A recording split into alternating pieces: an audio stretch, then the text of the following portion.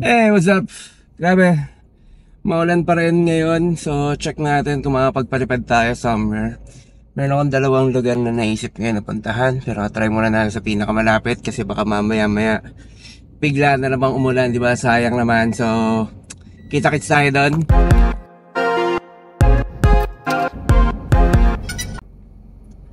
Buksan lang natin tong salamin natin. Iharap natin sa atin ng saglit. Kita nyo naman. Ayan na siya.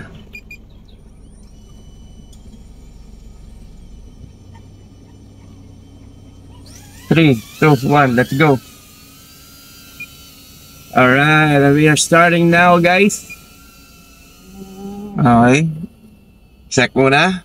Okay, we're good. We're good. We're going to fly. Walang mga kable. Let's go.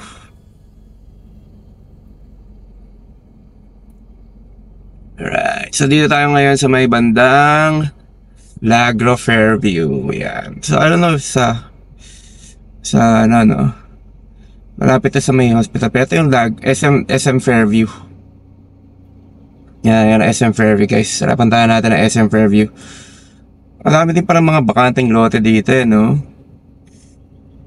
Usually, ito mga bakanteng lote ito, may mga may-ari niyan. Kaya nga may iba may under construction, eh. Ito, pwede ka dapat dito magpalipad kasi syempre, parking lot yan. Pag may-ari ng SM yan, so bawal talaga dyan. Yan, so pero pwede ka naman tumingin-tingin lang, guys. Ka lang lalapit kasi syempre safety pa rin ng mga tao. So, ang maganda dito sa drone natin, every time na lumilingon ka left and right, ayan, nakikita mo din yung kumbaga kung ano yung movement ng ulo mo, yun din yung movement ng ano mo, ng nakikita mo sa ere. Sobrang solid itong experience ito, guys. Pero grabe, nakakamiss yung ano. Tara. Ay pucha, nagkamali ako. Anyway, yan, sports mode tayo, guys. Wait lang pala. Parang malakas ang hangin, eh. Yan, anyway, let's go, sports mode. Check muna tayo ng mga hindi naman mga abandoned buildings to, eh. Ito ba abandoned buildings to? Parang hindi naman abandoned building to, guys. Ay, parang abandoned yan, no? Parang wala naman ng check natin. Ewan ko. Delix tayo dyan. Parang hindi na ayos yung lapagan nila, eh. Pad muna tayo. Alis tayo dyan sa ano. Makable yan, eh.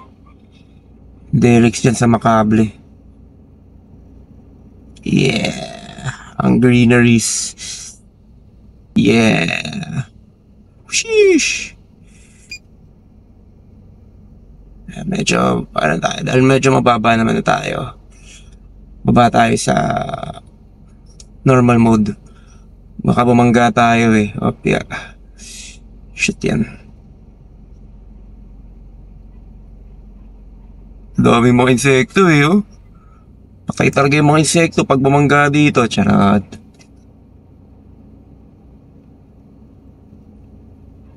Panis.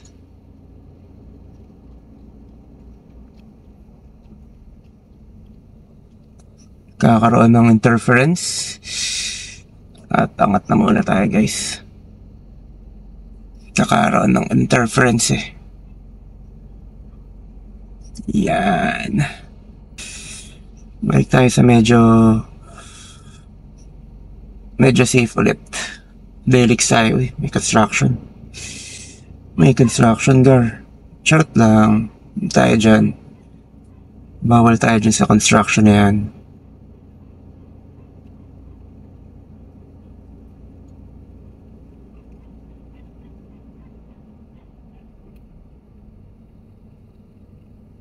Opya. Kalma, may mga ibon. May mga ibon. Sayang, gusto ko sana puntahan yung mga nagbabike, di ba? Para magandang content yan, eh, no? Uy, shit. May mga ano din pala dito nakatira, guys. Huwag tayo dito. Siyempre, wag nating video yung mga taong nakatira. Nakakaya naman sa kanila, di ba? Baka meron silang ginagawang maabutan natin na hindi maganda. Oo. I-blur na lang natin mukha nila kapag nagkataon. Charots.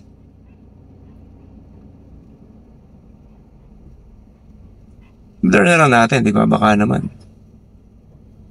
So, dito yung kotse natin if I'm not mistaken. Yan na nga yung kotse natin, guys.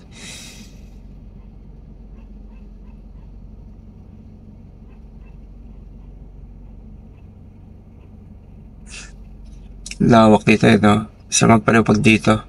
Baba natin to, saka natin bilisan. Dito medyo... Yun!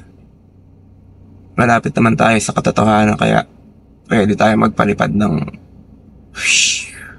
Sheesh! Sarap gar. Sa mga mahiluhin dyan, guys. Kalmahin nyo po ang mga mahihilin nyo. Yeah, let's go. Order na rin tayo sa McDo, gar. Ay, daming kotse. Di ba nasisira ang mga kotse dyan kapag nakababad?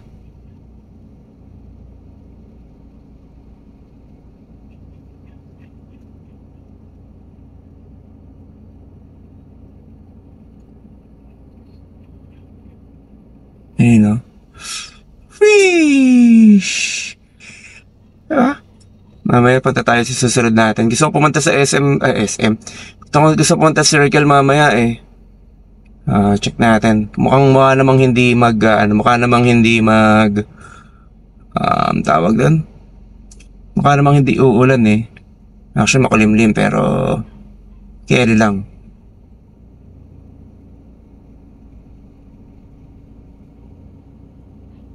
Panis! Ang sayagar. Actually, nung una ko talagang nakita to, sa YouTube ko una nakita to eh. Tapos sabi ko, putik yan. Panis. Kaya napabili talaga ako nang wala sa oras. Hindi naman talaga ako interested sa mga drone kasi syempre 'di ba parang remote control siya sa ano, pero nakita ko meron siyang FPV. Ito yung FPV meaning first person view. Uy, kalma. I'm going down. sorry. Nawala yung train of thought ko dahil dun sa bigla akong bumagsak, bigla akong bumaba dun sa ano. Anyway, FPV, first person view. Kasi itong goggles nga na to, di ba? Nakikita ko kung ano yung nakikita ng drone ngayon, yung nakikita ko. Usually kasi, di ba, nakikita mo lang siya sa cellphone, ganon. Ito kasi mismong sa drone mo na makikita eh. So, ano yung nakikita mo na.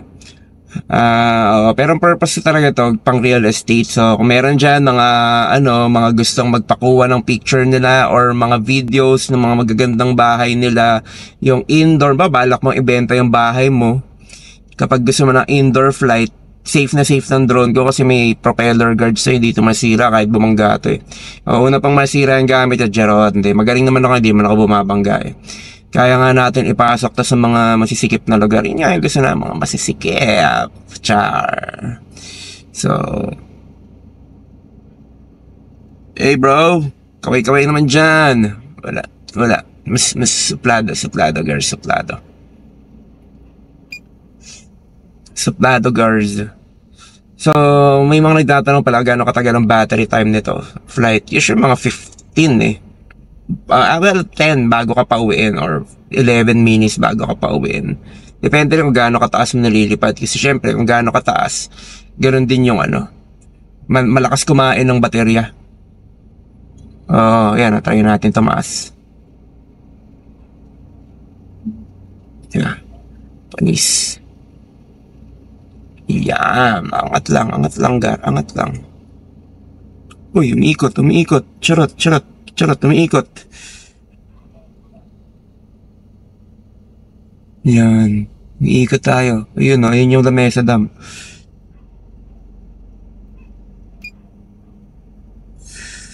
Okay.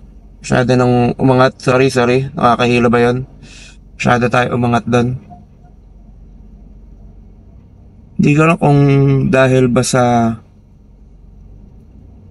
Hindi tayo makababa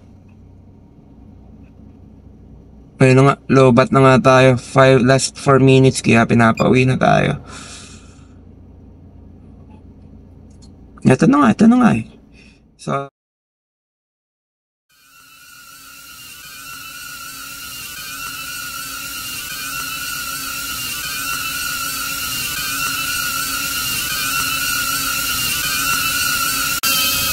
ito siya, oh. O, sa loob ng kotse, Gar. Let's go. Smooth.